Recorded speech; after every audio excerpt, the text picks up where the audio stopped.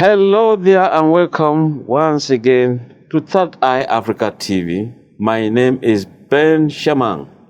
We're talking about democracy in action. Like Chief M.K.O. Abiola of blessed memory will say, Nigeria on the move again. We are moving to 2027. What's the political route like? Are there landmines? Is it a straight road for us? We'll be looking at many things: security, dividends of democracy, and a lot more. And I have a guest who is always never a Nigerian that is dull. And with him, there's always never a dull moment. He has the story of Nigeria in his palm. He is the journalist's delight any moment. And I want to welcome to our studio, Buba, Galadima. Thank you for coming to Third Eye Africa TV, sir. Thank you, Mr. Ben Shami. Well, I don't know whether you love any title. I've not heard you having allergy doctor. I'm very okay with the name Buba Galadima. Okay. So you're welcome, sir. Thank you very much. So we were discussing informally here. I said, how is Nigeria? And you said, it is in my hand. And I want to now say in the studio that it's in the hands of elders. Since they said, they kept on telling us that. Let me cut you short. Yes. There is no elder in Nigeria anymore. The elder is or are those who hold economic power or commands administrative position. These are the elders, not age, but it's what you give. Well, I am saying so because, when I was in secondary school, I was seeing many people who are calling people like me. I'm 63. They said, you are leaders of tomorrow. Tomorrow is yours. Nigeria is yours. But today they still occupy my tomorrow. No, they are not occupying your tomorrow. It is your grandchildren that have taken over your tomorrow. Not even your children, grandchildren. Well, but the older generation is still so much around. Where are very they? Vibrant. Where are they? Only the president. You are around? No. Obasanjo is around? No. Tinubu is around? Well, fine. Atiku is around? No. Okay. Only Tinubu is around. School me. Yes, because he's the person that can have the instruments of coercion and favor. So all of us can only talk, no relevance. When we finish talk, they will pinch each other. What did he drop? Well, but your talks are not out of place because that is the beauty of democracy, the beauty of opposition, to bring government in check, panel beat them to order. Still, let me make a correction. There is no opposition in Nigeria. No opposition? No. Are you in government? No.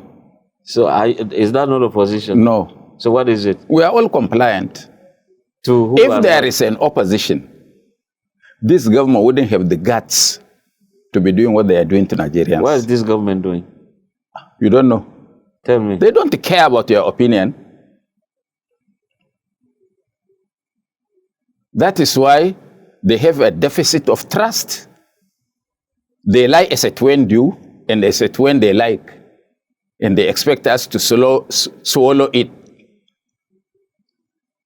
So as far as I'm concerned, there is no opposition to this government. What the Hausa people will call snatching Karen Subabu Baka. What would that mean to the Yoruba man or the British man listening? My English is very shallow, except to say that they do as they like, and nobody can question them. That's the literal meaning of Chinkaren Subaba Baka. Okay, now let us question them. Donald Trump has come on board to put Nigeria before the world. Do this, else at the point of people are saying, oh, they might bring the American fellows here. First, do you think that Donald Trump is prompting Nigeria to do something? You see, I'm sorry, Ben. There are a lot of educated people in Nigeria, even professors, emeritus professors who don't know anything apart from their field of studies. They don't know anything. Donald Trump, if you study him very well, he's a transactional leader. And he saw that there is the Berlin conference where the world was partitioned and slices of cake were given to nations. He saw, or he assumed, that China, France, are taking the huge portion of the cake. So he reasoned, as a businessman, how does he come in?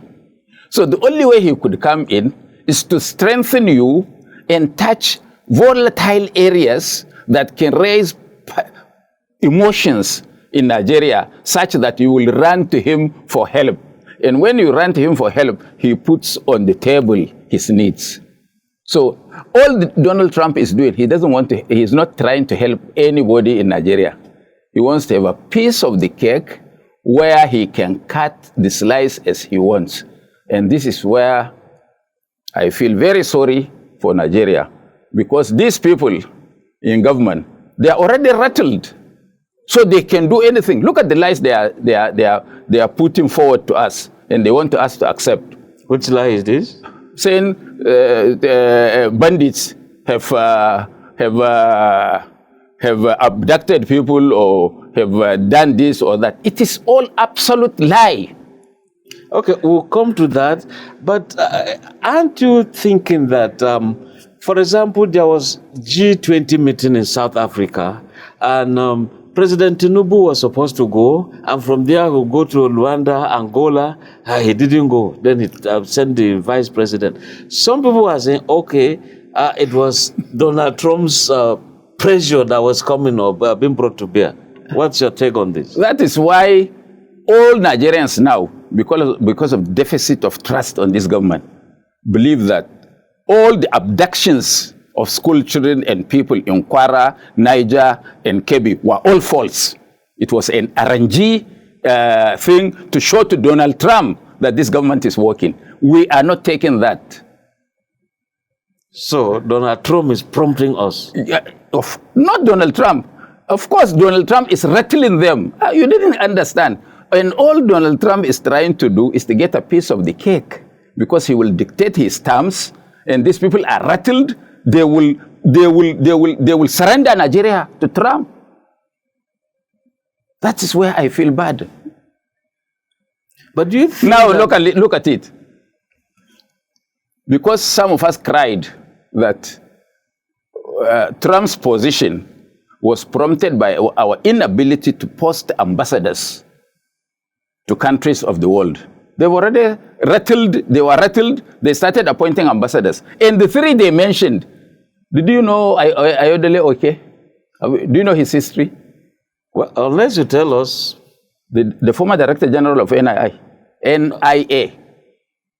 Okay. You know the episode against him? No. The man should return our $43 million and 28,000 pounds and a host of naira, which DSS chased him to his flat in Lagos. Where did he get such a money? And this government thinks that any serious country would accept such a person as an ambassador from another sovereign country to their country. Are we serious? Well, is that not an allegation? You are not in Nigeria.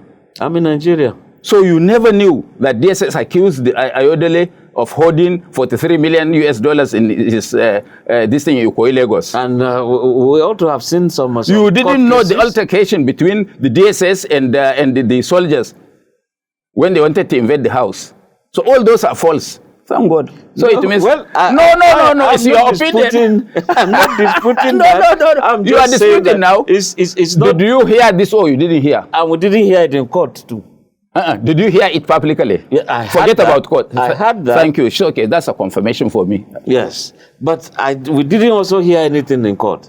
the mere fact that you are accused of such a thing, you are not qualified to represent Nigeria as it is face. At least not my face.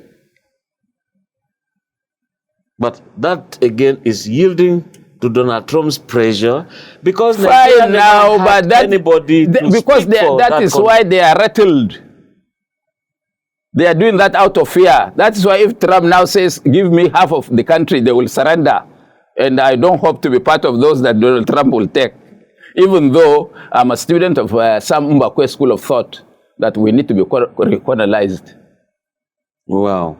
So you want China to colonize us or Britain or who? Any of them, so that they straighten us up on discipline, proper security, proper way of doing things, and democracy. And probably it's just like military. When they take over, they deal with those that were in power, and they entrench what they perceive as democracy. And probably Donald Trump, America should colonize us. Well, I don't know if it would be better to survive under Donald Trump. Why not? Now, the issue of America first is always his philosophy. Yes. Where is Nigeria first in government? You've been part of this Nobody. Government. No, I've never been part of government. I've never been even a councillor. Politically. But, yes. But behind the scene? No, there is no behind the scene. I'm always in front of the scene. Confirming that you've been with the government? No. I am always, because I say my mind. And you know that governments don't like people who say their minds. They even say, you are qualified for execution in public interest.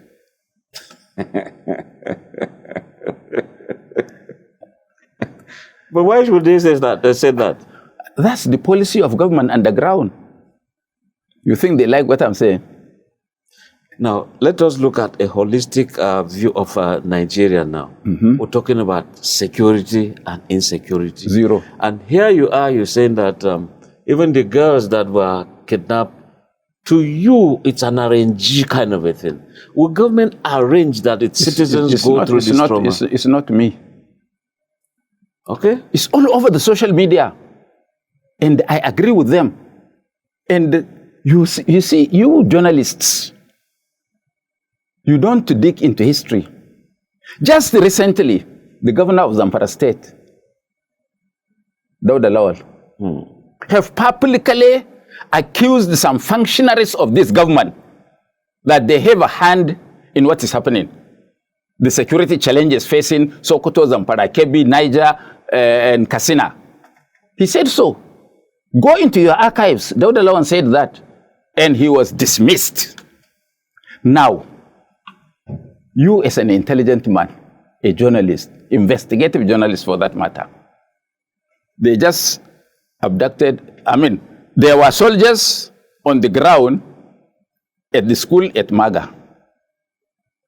And around 6 o'clock that night, that evening, these people were passing through a village. And somebody was filming them and shouting that look at bandits passing, look at bandits passing, look at bandits passing, whether they are aiming at Ngaski or they are aiming at Yauri. 2 hours into that, they were passing. No Nigerian security apparatus has picked that one. And me, a common man, sitting in my house, have picked that information. And there were soldiers in that school. And that soldiers just withdrew. 40 minutes after their withdrawal, the school was stormed. And 24 children were carried. And the governor had come out, Kauran Gondu, came out on television and told us, whether he was lying or telling the truth, I don't know, that he held a security council meeting that evening and alerted all the security institutions that this is the security report he received. And they dispersed. The military, the police, and other agencies said they will deploy. Just at 2 a.m., their soldiers on the ground withdrew. And bandits came and took over students. And we were told they killed the vice principal on that ground. That's what we were told. And they left 3 days later. Matawale left this town under the instruction of Mr. President to go and relocate to Kebbi and secure the release of those girls. And he did. And before he left Abuja, he told us that the girls will be rescued. That same day, the girls were released. And if you look at the girls and the dress of the soldiers who were addressing the bandits, who were addressing those girls, they were pure uniforms of Nigerian army. And they were asking them questions that elders have intervened. Have we molested you? Have we done this? Have we done that? The girls were saying, no, no, no. And the girls, when they were released, were you starved of food? No. Now, listen to me, sir. Yes, sir. Ben, listen to me. And the girls answered all no, no, no. And we now saw the girls came in a bus. Nobody was killed. If it is a serious government, after taking back the girls, in fact, before receiving the girls, you will put satellite in that situation and trail the bandits to wherever they are going and bomb them. It is justified to kill those people because they are friends of those in government. Nothing happened to them. But don't you think if they bomb them that way, the way you are suggesting, people like you, human rights activists will say, no, you didn't try them. Nigeria is in war, Mr. Ben. Nigeria is in war. Have you spoken to General Siga? No. Let him tell you his experience in the hands of bandits. That's the former director of NYC. NYC. Let him tell you his experience. So, and then the president stayed home. Some people were picked in Kwara, and he said he was directing this thing. I was on a Rise TV television program with Bayo Anonuga. They asked him, Charles Anegolo asked him 10, 15 questions. He didn't answer one. How they released those people. What happened? Was ransom paid? He said, no, no, no, no, no, no. It is only pressure from government. So if there is a pressure from government to release Kwara people, why don't you put pressure on the Boko Haram, ISWAP, and several pockets of bandits to disarm? It means some people are in connivance with this. What is happening? Yes. Now, let's get a sense of a certain aspect of that questioning the terrorists were doing of those girls. When they said, we gave you food, true or false? They said they gave them food. Were you molested? They said no. Now they said, your government has failed you, isn't it? And they said yes. I mean, don't you think at the point children are being indoctrinated also against this government? That is the foolishness of people in government. You know, I saw a friend of mine, an Islamic cleric, one of the most forthright and honest of the clerics, Islamic clerics in Nigeria, Murtala Asada from Sokoto. You have never seen him go to any politician to take one kobo. And he did a sermon in a video and said this was an RNG by highly placed people in government in order to deceive the world that they have capacity to douse this problem of insecurity. And I agree with him 100%. Because he has been consistently talking for the last 10 years of what was happening in his hometown of Sokoto, Kebbi, and Zamfara. Because each time when people in government appeal to those bandits, they release captives. So if you have a channel of communication with the bandits, why don't you dismantle them once and for all? Or the government is conniving with them? Now the government has declared a state of emergency on security. Yes, deceiving people like you. But you are in Nigeria and you are into Nigeria. No, I will try to take care of myself. How? Because, by avoiding where I should not go. Well, they've done deployments, so... Deployment for who? To protect Nigerians, you and I. Sheikh Dahir Bauchi just died. You heard that one? Yes. May his soul rest in peace. And I extend my condolences to the family and the Tijaniya sect in Nigeria for the loss of this great Islamic scholar. I'm supposed to go because the day before yesterday alone, I was with his son Aminu. The day before yesterday, and my light went off. He was the one that paid 100,000 naira to buy electricity for me. So it doesn't matter how, I must find my way to Bauchi. But I have tried all the routes, safe routes. Can I go through Jos? Am I safe? Can I go through Kano, Ningi, to Bauchi? My head is just working since morning, which is the best way. Of course, I have to, before I travel, I have to spend the night praying to God to protect me. Because if I rely on what the government said, do you trust this government, sir? No, I'm just asking, please be honest. Do you trust them? I'm the one doing the interview. No. We are doing conversation. Don't you are trust not the interviewing me. No, I don't. Why? Because they have trust deficit. And that's why you in opposition must... We are not in any opposition. We are helping the government. Good. So by saying this, if they have sense, they should be using what I'm saying. In fact, even if it is from your enemy that sometimes you hear the truth, not bootlickers. And that's why they say, okay, give us constructive criticism. That's what I'm pulling down syndrome. Am I pulling them down? Speaking the truth is pulling them down, according to your thinking, eh? Well, according to their thinking. Well, it's okay. You just spoke about this president spokesman, Bayo Nonuga. I don't think these people are serious. They are not. And they don't want to sort out insecurity. I said on one platform, few days to election, less than 10 days to election, the whole country was almost ungovernable.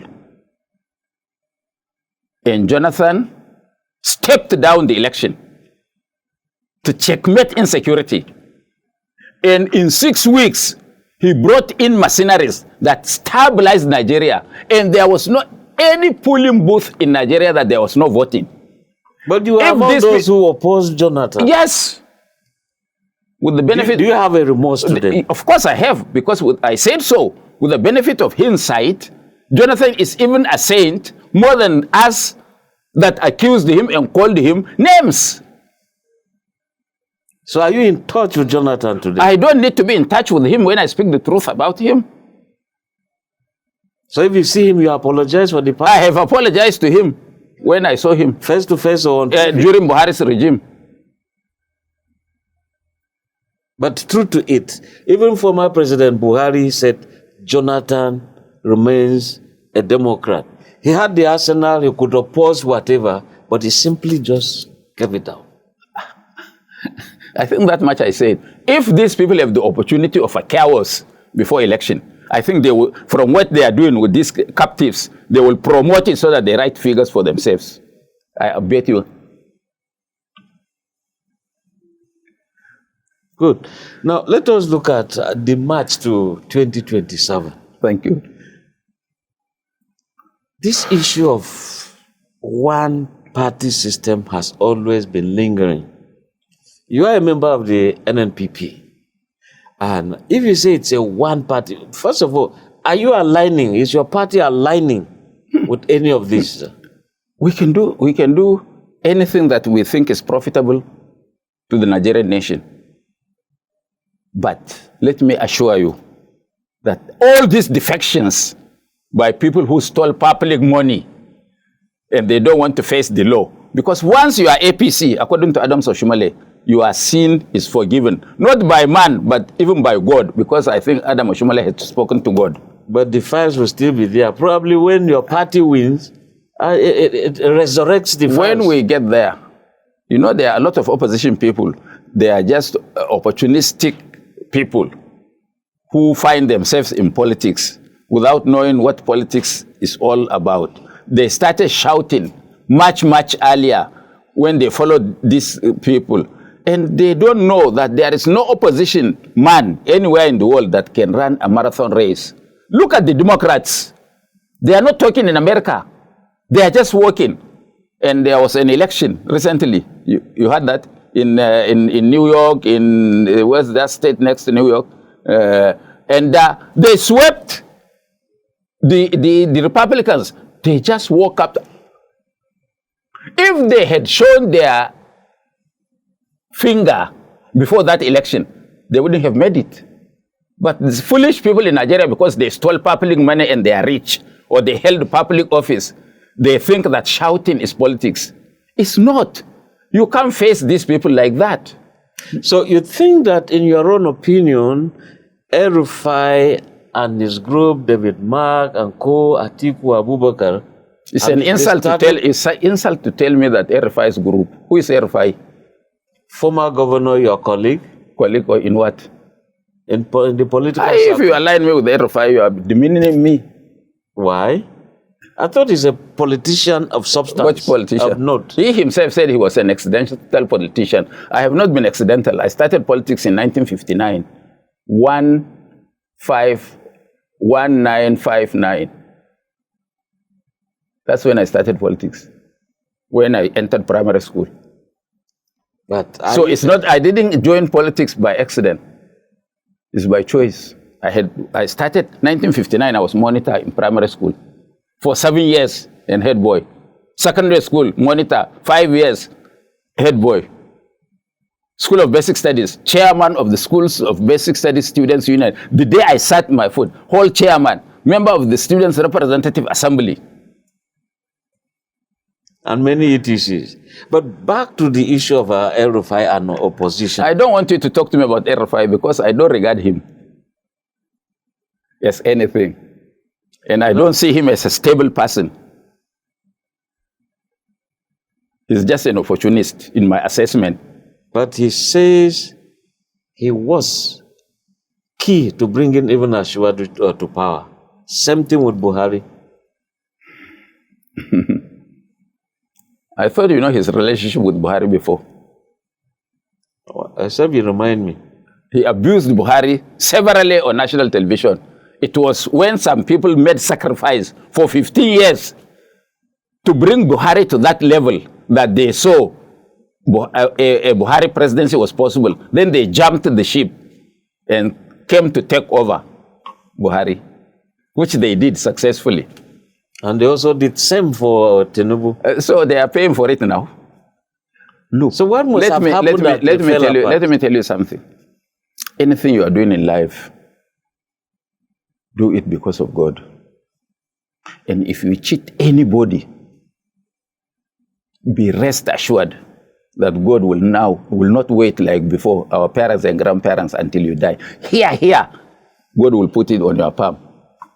All those from 2003 that have bastardized electoral processes, corrupted INEC officials, corrupted judges, can't you see that the chicks are coming back to roast? All of them. So and all those who accuse the people falsely, deliberately. I accused Jonathan. It wasn't deliberate. I was honest that if this is so, it's bad. Not because I arranged it to spoil Jonathan. They are paying for it now. The chicks are coming back home to roast. Didn't you see? Those who went to America did this and that and that. Where are they now? Jonathan is a world statesman. Yes. Because one is worried that when Jonathan was on ground, the opposition, you could see them here in Abuja, convoys. You could see us. Nigeria, exactly. Yes. And El-Rufai was there. Tunde Bakare, all of them, you was dancing there, or Shimole, you were dancing as a Nigeria Jaga Jaga. So today, what's Nigeria please now? make the assessment. No, I will ask you now. No, because you are the one that will vote. Yes, but what is your assessment, sir? Ben, the time will come when I will make the assessment to vote. But right now, let us look at it. That time, people were going. Are you happy? Are you happy with the present status of affairs? Well, I keep smiling. That's one thing. Are you satisfied? I want to ask you. I'm the one doing the interview, sir. But let us. Are you happy? Let us go back to this. When you all over the streets in Abuja here, the music, they were dancing, and of course the noise was. The opposition was high heavens. Today, are we better, sir? I should ask you. No, I'm asking because I'm happy with what is happening to you people. Because you people brought what is happening to us. Because what is happening now, there was nothing we didn't say in 2003 that it would happen. It would happen. Don't vote for these people. You went and voted for them. So you bargained for what you got. I don't need to say anything. I'm the happiest person that Tinubu should deal with you the more. So he should have a second term. Yeah? Yes. Let him slaughter all of you. What about you, sir? Your market is not different from mine. Except you have already resigned to fate now. I can be killed. I don't want to go to the market. I only want to go to the farm. If they will allow me to produce what I will eat. And even that one, they made massive importation of beans, of maize, of wheat, of rice, of this. Do you know how much is the cost of one bag of husked rice? 21,000 naira in Gashua. And you need 3 bags of that rice to buy 1 bag of fertilizer. And the government doesn't even hear or doesn't know that a lot of people are now saying that these policies of massive employment is deliberately against another section of the country to kill their economy. They don't even hear that one. Which section is that? I don't know. No, if, for example, a bag of rice is 10,000 and you don't have the 10,000, is it cheap for you when you don't have the money to buy? So there's no Nigerian fast like the American was, like Donald Trump was saying. Everybody, all these politicians running up and down to APC and in APC, only know themselves and their pockets, not you. Yes, sir. Now let's go back to the same question of this one party kind of a thing. What's the attraction that everyone and many people would just be rushing to opposition, to join government? Look at the Senate adopting. You go to the Executive Council adopting the president. You go to House of Reps, they've adopted. Sitting and serving governors in opposition, they are crossing over.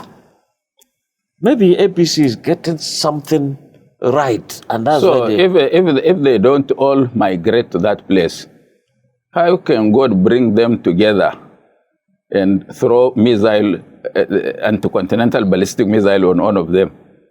So why are all people in APC not joining NNPP, for example? Because NNPP are pure people. God doesn't want to destroy them. So NNPP is a party of dissent. Yes. Comparatively. Ben, let me tell you one thing you will not believe.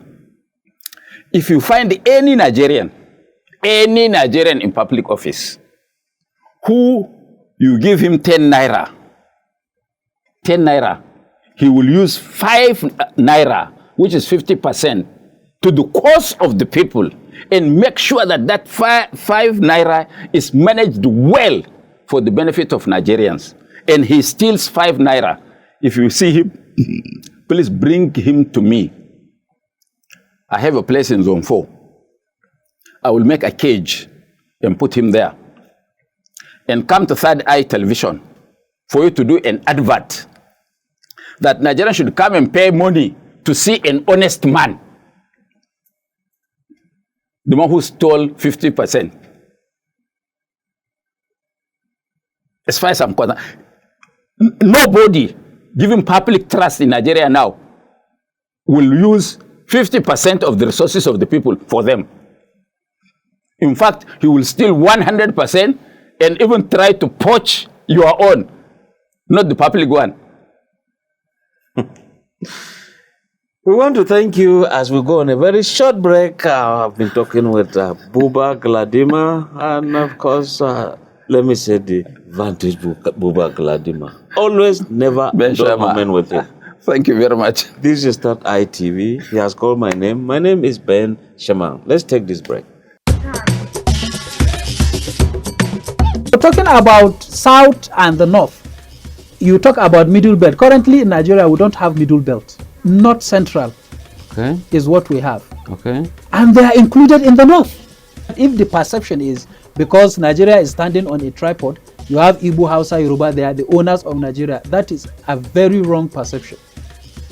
These are major tribes in Nigeria. Simple.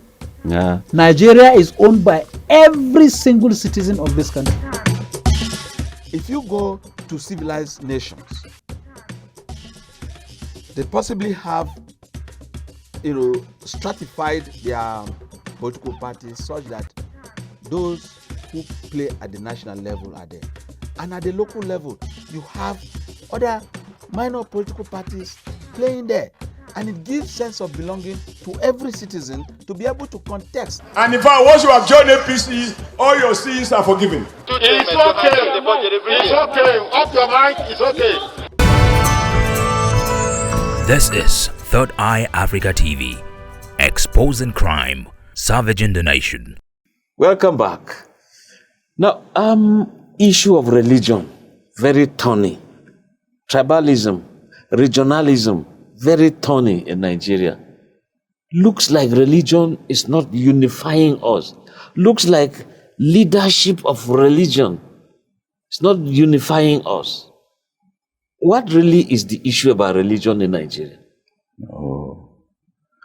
People are being used By to destabilize certain communities and certain sections of the country. And this has started over 70 years ago before independence. There are people who believe that it is either them or nobody else. However, I want to add that in my political discourse, always, I don't want to discuss religion, I don't want to discuss tribe, I don't want to discuss where one comes from. This is why when I was accusing the government of flooding the Nigerian market with imported grains, all manner of things, and people have been accusing them that they are using it to kill the economy of certain section of the country, I didn't mention particular region. Now, do you believe Trump's cat or flying a kite that there is genocide in Nigeria? I don't believe there is anything like genocide because I was the first person to start talking when Fulani kettles were being wrestled in Plateau and people were being killed 30 years ago. I was the first person to shout in the whole of this country, and people laughed at me, called me names. I didn't bother. And I said that people should look at history. If you take a Fulani man's cattle, 200 years later, they will revenge. I am not Hausa. I'm not Fulani. I'm Bade by tribe. Maybe you don't even know tribe called Bade. Well, I know a town called Bade in Kaduna State, Southern Kaduna. Bade. There is a Bade division, which is a buffer zone between the Fulanis and the Kanuris. And we have never been defeated in war. You saw the boy who confronted Wike? Go and find out who he is. And our grandparents and parents participated in World War I and World War II. So I don't talk about tribe, and we are a very, very accommodative tribe. You go to our area, nearly 45% of the population are people who migrated from other parts of the country. And we live in harmony. We intermarry. So if somebody could take our environment and copy, Nigeria would be a safe place. I have a friend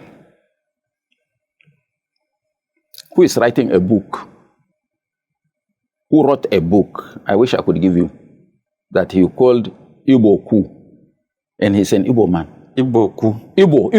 Okay. Igbo. Okay. Igbo Ku of 1966. Oh, okay. Okay. And he's an Igbo man. Okay. You will shed tears. He's a friend of mine. We sat down and discussed a lot of things. He spoke honestly. There is something he caught me with. He said there is always a great misunderstanding between the Southeast and the North. Shall it continue? And that's why we want you, like this Igbo man, I said, I said, well, I don't know what you mean. He said, it's okay. He said, I did investigation of what had happened, what led. Because what happened in Plateau, I saw one girl being interviewed on social media, one of these civil society groups. She said one pastor wrote a book and brought to them that over 300 people of their people were killed by Fulani herdsmen. She read the book. And in conclusion, the pastor said, just because, and this is a reprisal attack. Then she said, the point in question, the man himself said it is reprisal. What is that reprisal that led to the killing of 300 people? Nobody is trying to find out the reprisal. And this now fits into my theory 30 years ago, that if you harm a Fulani man, he will always revenge, because we've lived with them, our parents and grandparents, for over 200-300 years. And they never defeated you. How can they? But must we go into fighting? We don't. Why do we need to do that? I know of a tribe that is less than 200 years in Nigeria, or 150 years. They claim the area they are occupying now as their own. They came and met some people there. Huh? So, what I am struggling to say, that Igbo man now told me something. When I was going through his script, he said, I agree that the Igbos himself killed these people, because I led the genesis. I went to Colonel Lergema's, Abu Lergema's family, who was the garrison commandant in Abeokuta. I went to Kur Mohammed's family, who was the chief of army staff. He was killed. I went to Zakaria Memalari's family near your place, Gashua Memalari. I visited the children, I visited the wife, I visited this, and I visited those who killed them and their children. Now he told me, because as far as he is concerned, everybody from Tiv man to Bade man in the last port, northeast, they are all Hausas. That's what his thinking is. He said, now, the Igbos killed these people. Can you now, because of fighting Igbos now, can you bring them back? I said no. He said in reprisal, the Hausas killed millions of Igbos. Now, can the Hausas bring those people? Can they be brought back? So why do we keep on telling our children something that we cannot do anything about to cause disharmony forever? In fact, there's a video circulating of an Islamic cleric, a sheikh, who said for a non-Muslim to do, for a non-Muslim to do the best for him, it's better that Satan will do it for him. That kind of how do we come out of this? You see, no, people who want to divide certain people are pushing this narrative. How do we actually come out of this? I have a friend. Buba Galadima. I have a friend. Maybe he's in my house now. Chief Opala Maga. If I go, I will see him. He just came from Newi. So you have friends so much. How many of them in the East? Go to my house. Everybody. No, not East. Everywhere in Nigeria. That's the melting point of Nigeria. Igbo, Yoruba, Hausa, Fulani, Kanuri, Birong, Shao Shao. No TV. You didn't mention my tribe. Which one is your own? You said I don't know Bede. Do you know Sholyo? I don't know. So please help me. This is Nigeria for yes. You. I'm from Southern Kaduna. Fine. My tribe is Sholyo, but you can call us Marwa. I know Marwa, definitely. Not Marwa. No, Marwa. Marwa. Marwa. Yes. The capital is Manchong. Manchong. I know. I've been there severally. So, we always gather there. Then I told him, because we were trying to bring certain groups together, opposition parties together, me and him, and very prominent people from his side, and me bringing from all over Nigeria together. Then when he came, I just attacked him. Chief Maga, he said, yes, Buba of Africa. I said, thank you. Why do you people behave like this?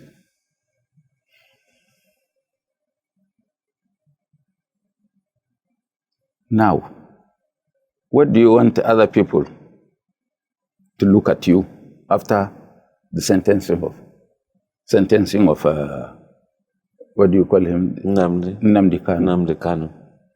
Do you believe that Nnamdi Kanu's behavior in court is civil?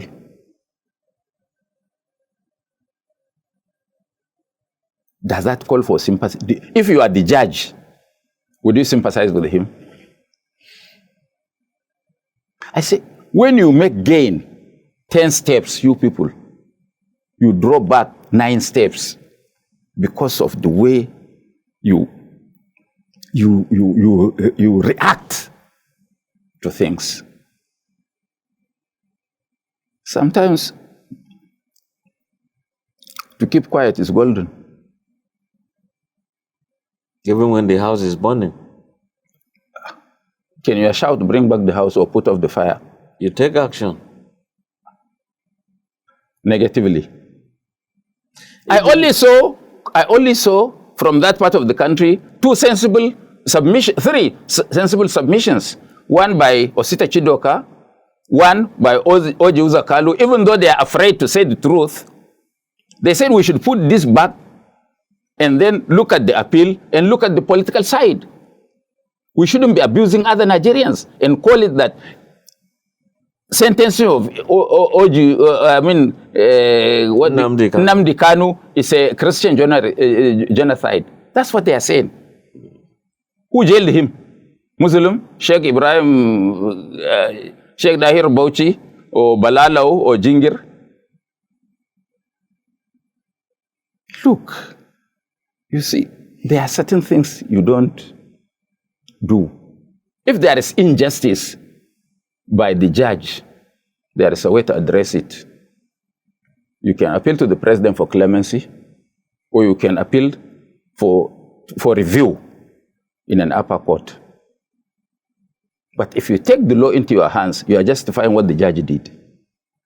And Nnamdi Kanu's behavior and action has affected the Igbos more than any group in Nigeria. He affected their businesses.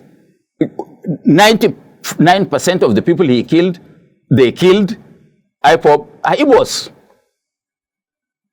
Not your tribe, not my own. and their businesses are being killed systematically. Do you know how much the Southeast lose in terms of business on every Monday? And you support such a person and make yourself enemy of the people, the rest of Nigeria.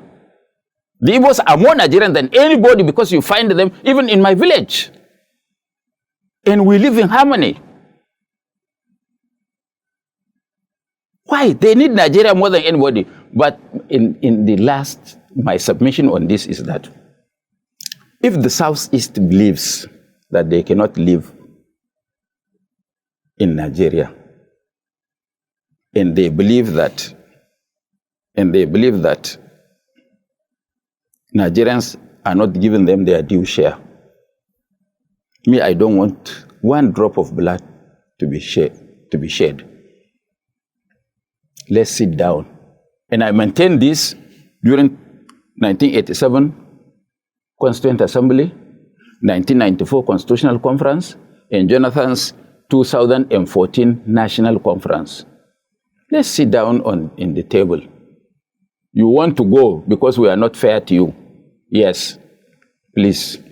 Whoever wants to join you, please go. So that we don't kill ourselves. We don't spoil the names of ourselves. Okay. Now, we are getting very close to the end of this interview, but I'll still ask a question that I asked earlier in my preamble. The road, the path to 2027 elections, is it rough for Nigeria? Are there contours here and there? In fact, there is no road. But the destination is an election, 2027. No, I agree with you. But as far as those in power are concerned, there should be no road. And that's why they are blocking the road by taking all the governors so that they entrench a system whereby there will only be one single candidate. That's their wish and hope. And I am telling you that they can't. They can't because there is NNPP. They can't. NNPP is there. There are a lot of people. They themselves will break into pieces when it is time to produce candidates.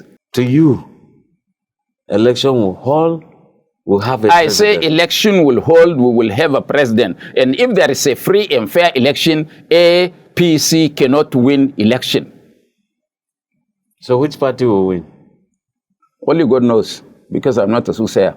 But I know as a fact that 99% of Nigerians don't believe in APC. Maybe you do, but I don't.